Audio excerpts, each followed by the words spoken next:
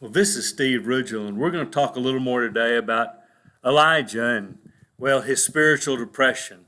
It's in the stories in First Kings, and you can go read it for yourself in chapters 18 and 19, right in there. But boy, Elijah has this great victory, and then Jezebel hears about it and comes after him, and the Lord's really blessed him, but he gets frightened and he's running and he gets so depressed and wants to lay down and die. And so I'm just going to highlight several things in there that I think will help you if you ever find yourself spiritually depressed. And here they are. Number one, he took a nap. Now, I'm not talking about depression naps. I'm talking about getting rest. Sometimes some of us are so driven for Jesus, we drive ourselves to the point of exhaustion. And that's never the way Jesus intended us to live. There's a peace in Jesus and a joy in Jesus and a rest in Jesus that's appropriate, the concept of Sabbath rest. So I'm going to if you need a nap, take an afternoon off, do something you enjoy, relax, get some rest. That may mean a vacation where you really shut down some things, but whatever it is, you get rest. Number two, he ate. Angels brought him food. Boy, eat right. You know, this thing of I'm so driven for Jesus, I don't have time for lunch. Okay, if you want to not eat at lunch, make that because you're fasting and praying, not because you're too busy. Grabbing food on the run, eating fast food because it's all you have time for. Don't do that. There's so much great spiritual thing about meals. In fact, that ought to be a video one day. Man, take time to eat and think about Jesus and God and just, man, eat right. Eat correctly. Do decent nutrition. That's good for you. A third thing that happens I think is really helpful. Do what God says. The angel told Elijah to take a journey to the mountain, and he went. Sometimes you need to do a gut check when you're a little spiritually depressed and say, am I doing what God tells me to do?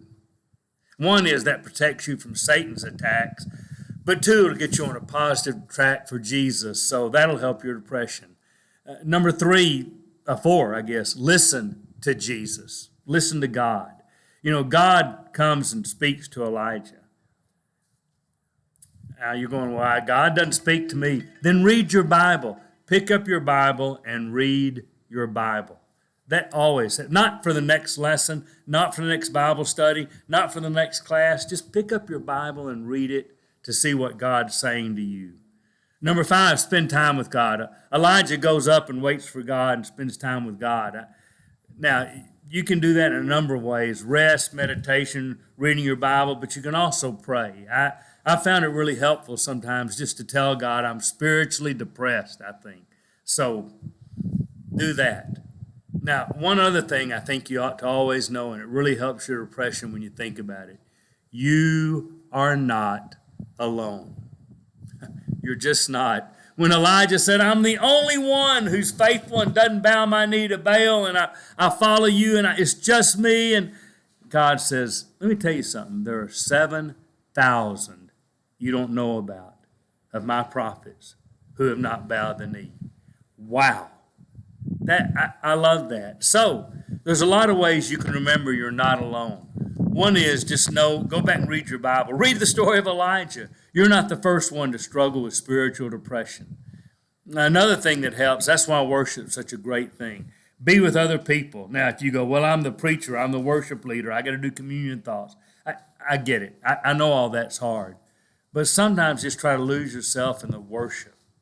Boy, with other believers, focus on communion, realizing you're not alone in this battle. Talk to some other people. Call some older guys if you're younger and say, man, have you ever been through what I do about? Help me with. So those are just some helpful hints for spiritual depression. Maybe you won't need them, but if you think you might, practice some of those.